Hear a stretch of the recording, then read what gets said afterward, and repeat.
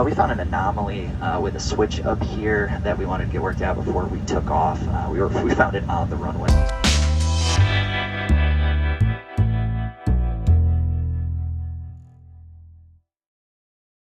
Well, good morning, everybody, and welcome back to my channel. Today, I am flying from LaGuardia Airport to Nashville, and you're coming along with me. It's been a while since I brought a LaGuardia departure to my channel, and this time I've got a new destination. I'm flying to Music City, also known as Nashville, Tennessee. That's exciting, and what's also exciting is that I'm walking in a brand new bridge from the parking garage at LaGuardia to Terminal C, but my mind is already focused on the flight plan. Today, my initial departure fix is going to be park. I could quite possibly be the only passenger who is just as excited about our departure fix as the new terminal, so why not work my way over to TSA to get closer to the airplane that'll take me to park? The TSA checkpoint is on the same level as the parking garage, and today I have no bag to check.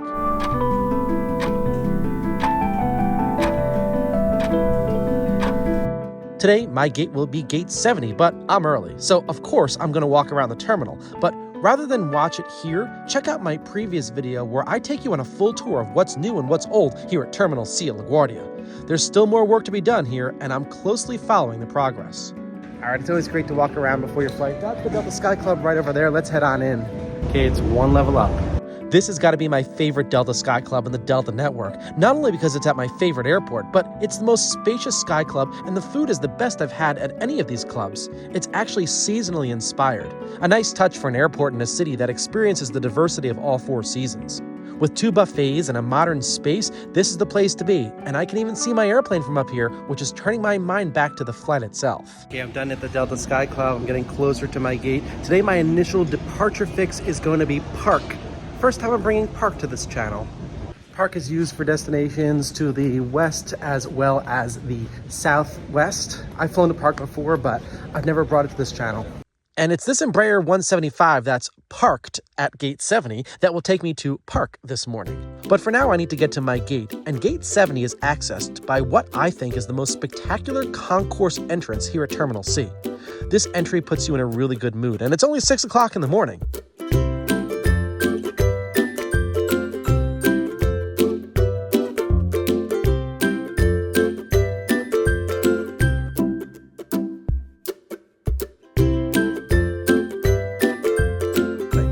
After descending the escalator, my gate is located to the right and nearly right up against the head house. Here's the gatehouse. Everything is bright, and the signs are clear to read in the latest Delta style, which can be seen system-wide in the Delta network. But with the bright lights inside, there's too much glare on the window here. Okay, once we get to Park intersection, we'll head down towards the southwest, towards the direction of Nashville. The departure runway today is runway 13. I'm excited about runway 13 because I'm sitting on the right-hand side of the airplane, so I'll get some nice views of the airport as soon as we rotate. My Embraer awaits, so let's head on over to Music City. B&A, here we come. I can't wait to get on. I really like flying on the Embraer 175.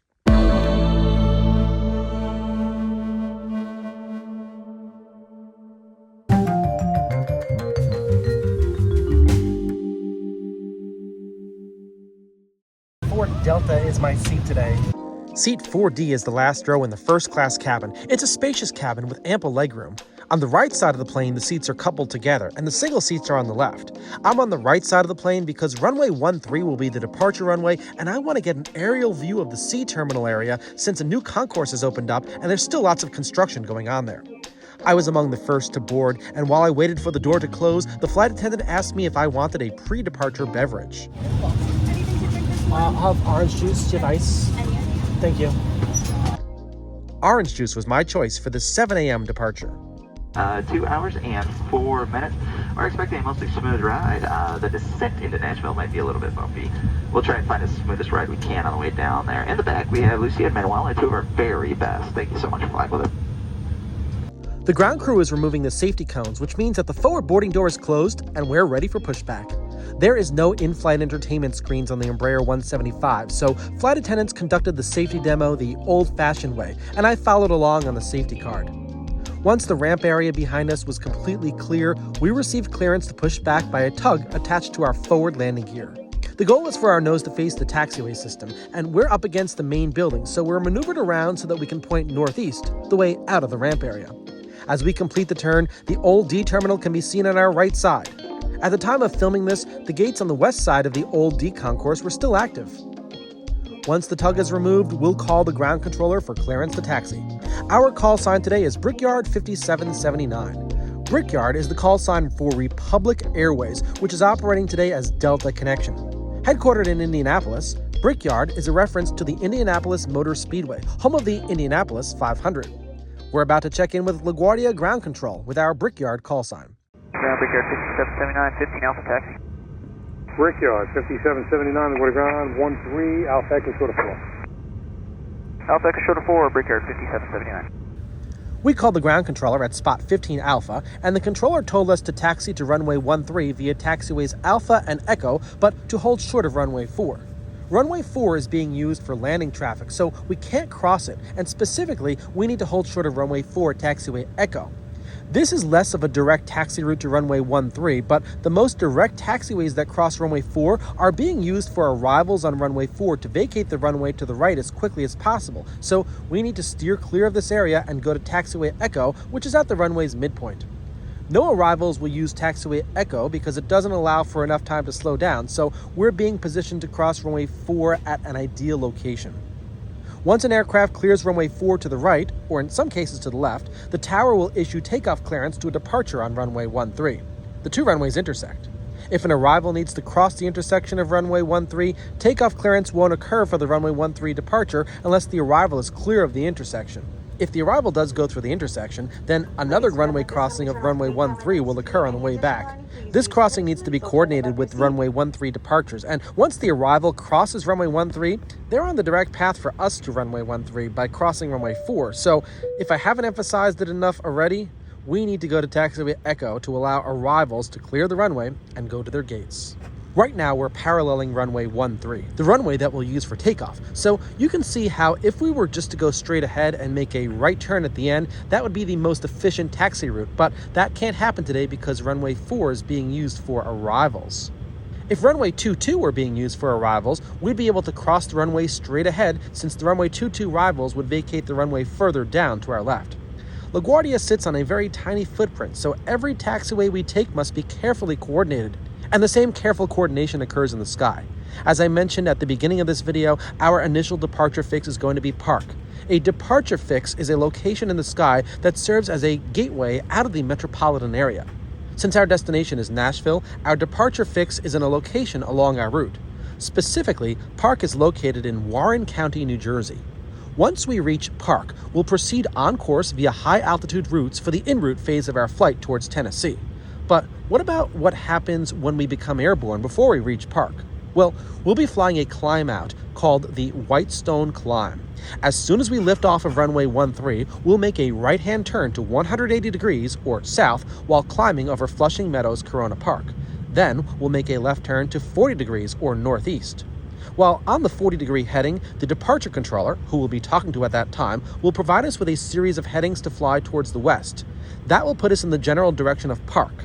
Then we will get clearance to fly directly to Park, then proceed on course to Nashville. Once we're airborne, you'll get to see what I mentioned, but for now, we follow the route to taxiway Echo as prescribed to us by the LaGuardia Airport ground controller. On the left side of our airplane, we're passing by the newly completed Terminal B, which hosts many other airlines here at LaGuardia. Any departing flights from Terminal B will taxi out of their ramp, then join us on the same route that we're taking now. One behind the other is the way it goes. Aircraft are generally sequenced on a first-come, first-served basis. However, if there are any restrictions, such as route restrictions, then the controller may have to place aircraft in a new sequence. We're coming up on the famous Welcome to New York sign, which was redone just before the pandemic hit. At 160 feet long, each letter is around 4 by 8 feet, and it's got some neat lighting on it. The lights will soon be turned off this morning because the sun is about to rise. Not all airports have welcome signs like this. This sign is an icon of LaGuardia. Just look at it. By the way, that JetBlue aircraft that just passed by was using a parallel taxiway. That airplane landed on runway 4 and vacated the runway to the right and is proceeding toward the terminal area. The presence of this aircraft is a great way to demonstrate to you what's about to happen. The taxiway that we're on, taxiway Alpha, is about to curve to the left and parallel runway 4. The quickest route to get to runway 13 would be to take other taxiways straight ahead. As we make the turn, we can see a Delta Airlines plane that has just landed on runway 4 that's clearing the runway in the area that would have been the most efficient for us to cross runway 4 to get to runway 13. It just makes sense for us to take this slight detour so that the airport can have a smooth operation. Speaking of a smooth operation, have you noticed that we have not stopped at all today? LaGuardia is actually quite quiet this morning, not a regular occurrence. As a matter of fact, we're approaching taxiway Echo, and it's at that point where we'll have to cross runway 4. Because an aircraft has just landed on runway 4, as you can see here, the controller is going to give us clearance to cross runway 4 on taxiway Echo, then turn right on taxiway Double Charlie.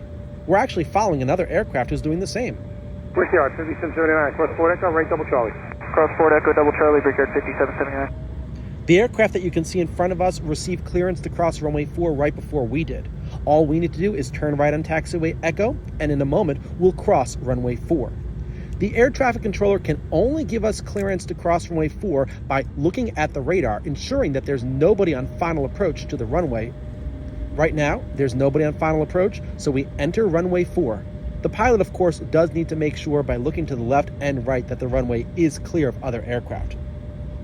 It's not very common for two aircraft to receive clearance across the runway one behind the other without an arrival in between, but keep in mind that this part of the video was filmed just after 7 o'clock in the morning, so there really weren't a lot of arrivals to LaGuardia at that particular time.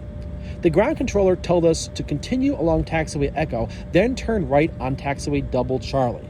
That's coming up after this taxiway that you see here. Double Charlie is a taxiway on the west side of the airport, and that will lead us to runway 13. Once we get closer to the runway, we'll be told to switch our frequencies to the tower control frequency. We can now see the aircraft that we followed across runway 4. That aircraft is on taxiway Double Charlie, which we're turning onto right now. All we need to do is follow this aircraft directly to the runway. As we get closer to the runway, we're going to be switching our radio frequencies to 118.7, the frequency for the LaGuardia control tower. Here is the ground controller telling us to do so. Brickyard 5779, these Zulus up now, up to the runway monitor. Alright, over to tower, Brickyard 5779, good day. Cheers. The controller also told us that ATIS Zulu is now current. That's the latest airport information. And we've been told to taxi up to the runway. Right now, the pilot is in the cockpit listening to the control tower frequency. He's waiting for clearance to go onto the runway itself and then receive takeoff clearance. That won't happen, of course, until the aircraft in front of us receives takeoff clearance. Also, in the cockpit, the pilot is making sure that the airplane is 100% configured for departure. That involves going through the different checklists and making sure that everything is functioning properly. The flight attendants on this aircraft have been asked to sit down. Of course, we'll be in the air momentarily, and you do not want to have anybody walking in the aisles. We're now making the left-hand turn, which leads to the beginning of runway 13. We've come to a complete stop because there are two aircraft that are going to be taking off. The aircraft that you saw in front of us earlier, as well as the aircraft in front of that aircraft, which is another Delta Airlines jet. That jet is now on its takeoff roll on runway 13, having received takeoff clearance after the controller realized that it was safe to do so, that there are no conflicting arrivals from runway 4. As that aircraft takes off, the aircraft that is in front of us then proceeds onto the runway. We are now going to taxi up to and hold short of runway 13 at a hold bar. We will not enter the runway until we're cleared to do so. In the meantime, the air traffic controller sees that an aircraft has just landed on runway 4. The controller is going to tell that aircraft to vacate the runway, and once he does so, the Delta aircraft that's in front of us will receive takeoff clearance, and then, finally, we'll get clearance to proceed onto runway 13. And JetBlue 231, to rank the back, ground point 7, good day. Back ground point 7, JetBlue 231, have a good one. We got 5817, 13, close takeoff. 13, close takeoff, 5817. 5779, tower 13, line up and wait. 13, line up and wait, Brickyard 5779. Line up and wait is our clearance to line up on the runway and wait for takeoff clearance. We will not be issued takeoff clearance until it's safe to do so. The aircraft in front of us has to have taken off, and the controller must look at the radar to make sure that there are no aircraft on final approach to runway 4. You never know if those aircraft are going to need to go through the intersection. I'm happy that I'm seated on the right-hand side of the airplane because I've got a great view of runway 13 as we turn the corner. However, as we turn the corner, the pilot comes back on the radio and has a very interesting message for the control tower. Let's listen to this. Hey, Tower, Brickyard 5779. Can we actually pull back off the runway? Need to troubleshoot an issue for a minute. Brickyard 5779. Taxi on 13 and hold short of runway 4, landing traffic. Alright, taxi 13, hold short of 4 for Brickyard 5779. Brickyard 5779, when you can't just say the reason. We just troubleshoot indicator in the cockpit. Okay, I need to pause this video for a moment to explain something to you. You see, as a passenger on this aircraft, I'm not listening into air traffic control in real time, and I'm looking out the window maintaining situational awareness the entire time. I see that we've gotten into position on runway 13, and instead of stopping, we continue moving. However, as I'm looking out the window, I can see that there's a Spirit Airlines aircraft that's landing on runway 4. Something is not right here. We're moving forward towards the intersection, and I don't know if that Spirit Airlines aircraft is going to need to go through the intersection or not. It's quite a scary moment when you don't know what's going on in real time, but going back and playing the tapes made me realize exactly what happened. Let's continue on to watch what's going on in real time. Of course, the real problem is an indicator in the cockpit, and we're just being asked to continue down the runway because we're going to need to vacate the runway and troubleshoot the issue before we can take off. At the same time, that Spirit Airlines aircraft has slowed down and is asked to turn left. Spirit 316, turn left, golf, left double, alpha, and ground point 7. Golf double A, going to ground, South 316. Brickyard 5779, you turn right, double alpha, and hold short of traffic 2 out. Right, double alpha, and then hold short of Brickyard 79. Yep, double alpha short echo, Brickyard 5779. Double alpha short echo. So we're being told to turn right on taxiway Double Alpha, which is a reverse high-speed taxiway. It's actually a taxiway for aircraft that land on runway 31 to clear the runway to the left. You can see the Spirit Airlines aircraft that landed on runway 4 that cleared the runway, taxiing to the terminal. Specifically, that aircraft is going to the Marine Air Terminal. We're now clearing runway 13. We had to clear quickly because another aircraft does want to take off behind us, and taxiway Alpha actually puts us very close to the intersection of runway 4 and runway 13, and we need to make sure that we're clear of those runways. Now, we're going to be told to contact the ground controller. Brickyard 5779, hold short echo, go back to ground point 7 and let them know if you need anything. Welcome to Brickyard 5779. There's no need to remain on the tower control frequency because we do need to go to a different part of the airport and wait, and the tower controller is very busy working flights on the runways at LaGuardia. Once we get to that position, we'll troubleshoot the issue to see what the problem is. We actually did not call the ground controller. The ground controller did know that we were switching over to his frequency, so he asked us what we needed to do. Here's the ground controller calling us. At Brickyard 5779, let me know what you want to do. We'll go Brickyard 5779. Should be just a few seconds, so we'll give you an answer. All right. And then we stopped at taxiway Echo, and we waited, and we waited. Now, if you're an observant flyer like me, you may wonder what's going on because we were on the runway, but the pilot did not make an announcement immediately. So we were in sequence, and we're now out of sequence, and we're waiting. We continued to wait for some period of time. We were holding short of taxiway Echo, which allows aircraft on the other side of runway 4 to cross runway 4 like we did previously to get to runway 13. Hopefully we'll be able to do that soon. What the pilots are doing right now is they're going through their checklist and trying to figure out what the issue is. Honestly, I don't know specifically what the issue is because they did not provide much detail, nor do the air traffic controllers in the control tower. After waiting for some time, the ground controller came back to ask the pilot what the status is. And Brickyard 5779, any word yet? What are you going to do? We're going to give our maintenance a call because we might not have to go back to the gate for this, but we'll let you know otherwise. It should be a few minutes for Brickyard 5779. Okay, no problem. You can wait right there. Just let me know what you're going to do. All right, if you need us to move, just let us know. No, you're good right there. Well, that's definitely good to know that we might not have to go back to the gate. On a different radio, the pilot is contacting the maintenance department for the airline so they can troubleshoot the issue that way. Again, the air traffic controller and I have no idea specifically what the issue is, but I'm glad that they're going to be able to work it out. As we sat on Double Alpha, holding short of taxiway Echo, I did see other aircraft cross runway 4 ahead of us and use taxiway Echo and then turn right to get to the runway. It's a little disappointing when you know that you were that close for takeoff and other aircraft are going to get to go in front of you. After sitting for about another 2 minutes, the problem was actually resolved, and the pilot used the PA system to finally update the passengers on what's going on. We found an anomaly with a switch up here that we wanted to get worked out before we took off. We found it on the runway, so we got off the runway, hold short of a taxiway now. We figured it out, and now we're going to take the runway again and take off. We do appreciate your patience. We just wanted to absolutely maintain safety at all times, and that's what we did, and we're ready to go. We do appreciate your patience. Thank you. When it comes to aviation, safety is the most important factor, and I am very glad that our pilots decided not to take off when they saw that something was not correct. Now that everything is correct, it's time to finally taxi to the runway, so let's check in again with the ground controller for clearance to get to runway 13. Hey, ground, Brickyard 5779. Brickyard 5779. Hey, we're all set. We're good to depart. All right, make the right echo and right onto double Bravo. I'm going to follow the American now. All right, Echo and then double Bravo for Brickyard 5779. Thanks, Alpha, guys. All right, see you later. All right, we are all set to continue on to the runway. We're going to turn right over here onto taxiway Echo and then make the first right this time onto taxiway Double Bravo, and then we'll follow the American 737 that we just saw a few minutes ago. We'll take that all the way up to the runway, and once we get to the runway, we will then be able to take off finally for Nashville. It's been an interesting couple of minutes on the ground here, but I am so happy that we are safe and everything is under control. As we taxi back to runway 13, we get a nice view of an arriving aircraft that's rolling out on runway 4. This airplane is about to vacate the runway to the right and taxi to the C terminal. I'll speed up the next minute since we're on a path similar to what we did before the first attempt at taking off.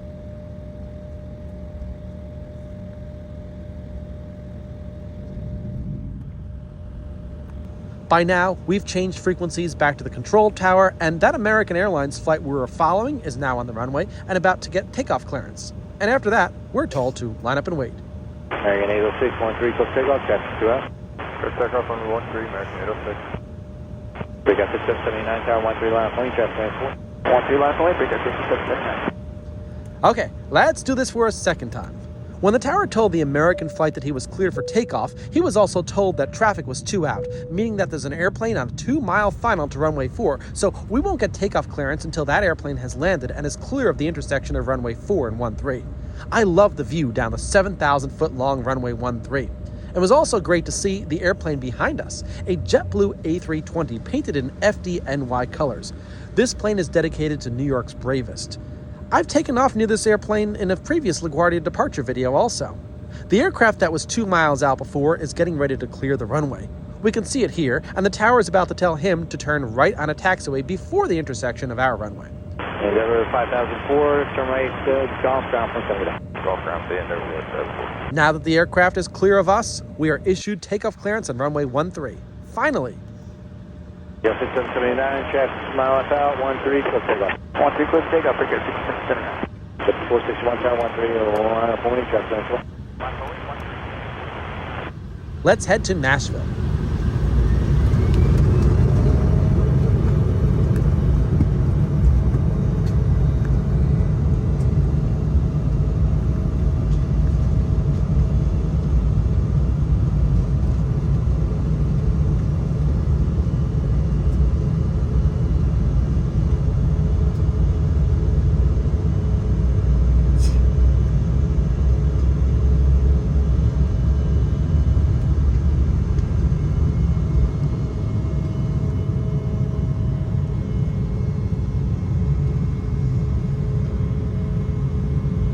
I just love the view of the C terminal that we just departed from. As we climb, we start a right turn to 180 degrees in the Whitestone climb and are told to contact the departure controller. We got 5779, contact departure. Over to departure. Have a good one. Thanks, well, Brickyard 5779.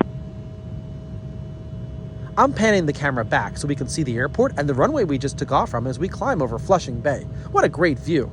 Let's check in with the departure controller, who's located in a radar room on Long Island. Hey, departure Brickyard 5779 is passing 1800 for 5000. Brickyard 5779, near Clark's radar contact, climb maintain 12,000. Maintain 2000, Brickyard 5779. We're on the Whitestone climb, so we're now in a left-hand turn to a 40-degree heading. The departure procedure calls for a left turn to 40 degrees after passing by 2.5 miles away from the LaGuardia VOR, which is located on the approach pier to runway 22. We were also instructed to climb to 12,000 feet. This departure procedure puts us over Flushing Meadows Park. However, once we turn left, we are over a residential area, but we are higher now. In the distance, we can see Kennedy Airport, and just beyond that is the Atlantic Ocean. This left-hand turn to 40 degrees keeps us away from Kennedy Airport. LaGuardia Airport is actually quite close to Kennedy Airport, so it's necessary for us to make a procedural turn to stay away from Kennedy Airport's airspace. This is a complicated airspace. We're also looking at Nassau County, which is out in the distance, but we're staying over Queens. We're going to continue along on the 40-degree heading as we continue our climb to 12,000 feet. We're not necessarily going to go to park right away. We do need to actually continue on until the air traffic controller finds a moment when it is okay for us to go to park, and that moment won't occur right away. But in the meantime, the air traffic controller is going to give us a left-hand turn to go in the general direction of where park is. Brickyard 5779, turn left lane 300. 300, Brickyard 5779. A heading of 300 brings us to the left, which is in the general direction of where New Jersey is, so that's a start to get us over to park. It won't be until a little bit later on when we receive clearance specifically to park. As we continue in the left-hand turn, we get a great view of the Long Island Sound. We're moving along very quickly here. If I were seated on the left-hand side of the airplane, I would get a great view of LaGuardia Airport, Queens, and Manhattan. But remember, I chose the right side for this trip because I wanted to see the C-terminal area's construction as we rotated. As we continue along in Long Island Sound, there are two islands, Hart Island and City Island. And just to the left of City Island is Orchard Beach. We're approaching the Bronx right now. As we continue along, we are not going to get clearance to park until we actually get on the other side of the Hudson River. One thing to note about park is that it is a departure fix that's used by multiple airports in the New York City area. There could be departures leaving Newark Airport at the same time that our flight is leaving, also going to park. Their destination doesn't necessarily have to be Nashville. It could be anywhere to the west or southwest. What a great view of the Bronx from up here. You can clearly see the Hudson River on the left-hand side of the screen. The right-hand side is Long Island Sound, and just north of the Bronx is Westchester County.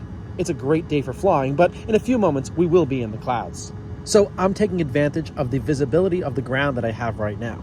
When we took off, we were told to climb to 12,000 feet. The highest altitude that we can climb to under the jurisdiction of this air traffic controller is 15,000 feet. We'll receive a clearance to 15,000 feet in a moment.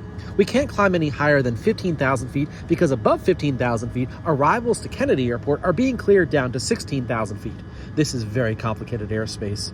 The airspace is so complicated that we need to switch frequencies. So let's get a handoff and a higher altitude. Brickyard 5779, climbing team 15,000. So 15,000, Brickyard 5779. Brickyard 5779, contact 120.85. 2085, have a good day, Brickyard 5779. Good day. Because this is the New York City metropolitan area, there's not just one departure controller for the airspace. We've been asked to change frequencies to another departure controller. Unfortunately, I don't have the air traffic control for this particular frequency. However, this is the frequency where we will be receiving our clearance to park. The controller is making sure that park is clear to accept us. This means that there are no other aircraft that are going to interfere with our path to park as we approach park. Once we reach Park intersection, we will then proceed on course via the jet routes all the way to the beginning of our arrival procedure to Nashville. Once over New Jersey, we entered the clouds, and for most of the en route phase of this flight, clouds dominated the landscape below. I also wasn't able to capture any high altitude traffic on this flight, but I'm always looking out just in case I spot something interesting. Check out some of my other videos where I capture air-to-air footage. With our Anomaly in the cockpit and our nice climb, I've almost forgotten that I'm in a first-class seat, but I was reminded of that once we reached our cruising altitude. Well past park, the flight attendants came by with a first-class snack basket, and I had another orange juice with ice. After that, we just continued along the jet routes towards the southwest. Okay, let's start our approach into Tennessee. Cue the country music.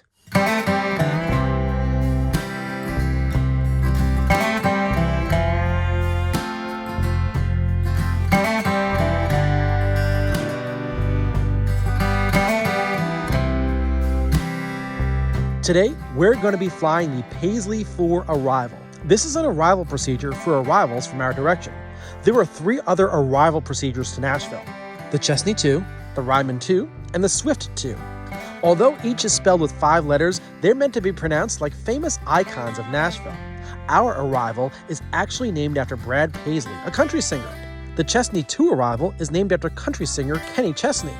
The Swift 2 arrival is named after, can you guess? Taylor Swift, who covers many genres of music. And the Ryman 2 arrival is named after the Ryman Auditorium, a well-known live music venue in Nashville.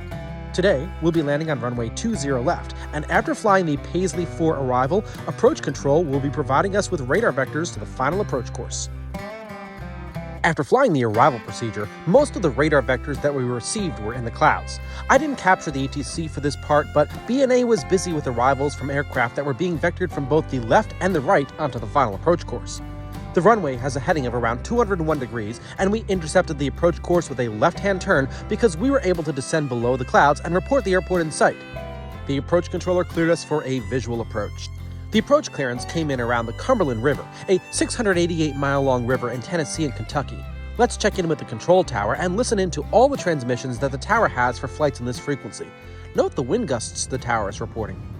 Nashville Tower, Brickyard 5779 is on the visual 20 left. Brickyard 5779, Nashville Tower, wind 26023, gust 32, runway 2 left, clear 20 left, clear to land. 20 left, clear to land, Brickyard 5779. Quarter 2503, fly heading 275, runway 20 center, clear for takeoff.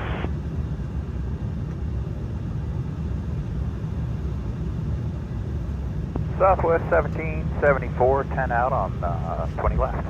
2420, contact ground point iron. 2426. Southwest 1774, Nashville Tower, wind 2603, corrected, wind 26023, gust 32, runway 20 left, clear to land. Clear to land, 20 left, Southwest 1774. Valley 33, contact departure. Valley 33 to departure, good day. That's the Cumberland River, again below us. The river meanders, and its width changes drastically in this area. The famous Grand Ole Opry is on the banks of the river around another turn. It's in the distance, but it's too far to make out from here. By the way, the winds are up to 32 knots this morning, so you can see that we're bouncing around a bit. Here's a wind check request. Wind check. Wind check, Nashville wind 26022, gust 32. Thanks. The tower controller is also handling departures and asks a departure to contact departure control. Fortitude 503, contact departure. Over to departure 513. One of the benefits of the right side of the plane is a view of downtown Nashville. Here it is as the controller tells an arrival to contact ground control. Southwest 2307, turn right, Hotel 3, contact ground point on. Right, Hotel 3. The oval field we see is Stones Riverbend Park. The Stones River has 3 forks, and this is just one small portion of it. We are now on final approach to the Nashville airport. 8,001 concrete feet of runway 20 left lies directly ahead of this Embraer 175. Runway 20 left is part of a set of 3 parallel runways, the others being 20 center and 20 right. Our landing runway is on the eastern side of the airport. There is one additional runway, runway 1331, which is the airport's longest runway at over 11,000 feet. The airport itself has an elevation of around 600 feet above sea level. The airport was founded in 1937. Let's continue on and land on runway 20 left.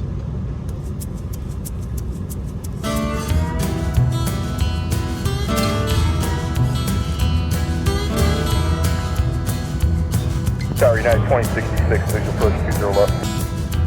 United 2066, Nashville Tower, wind 26020, gust 32, runway 20 left, clear to land. Clear land 20 left, United 2066. Say those winds again, please. Nashville wind 26020, gust 32.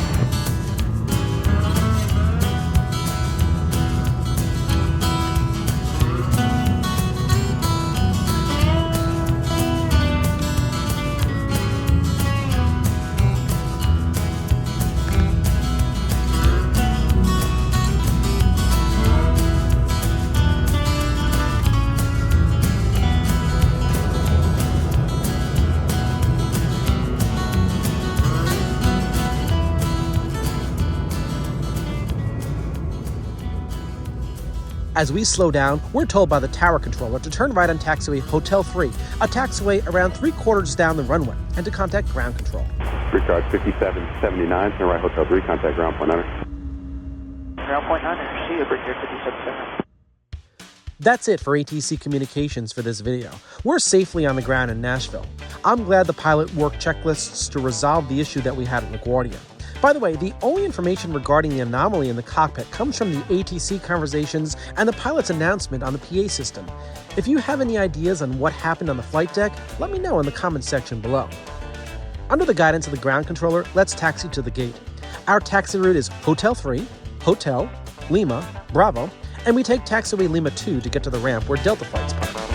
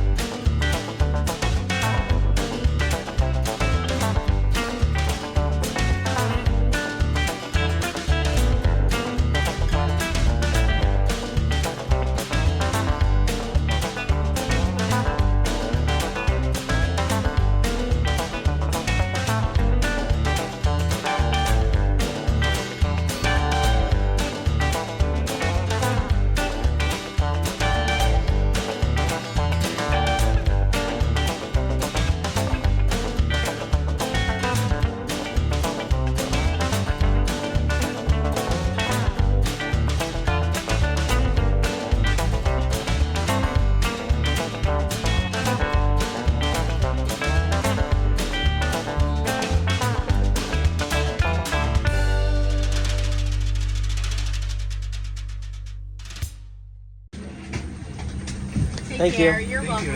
Thank you. Welcome to Nashville.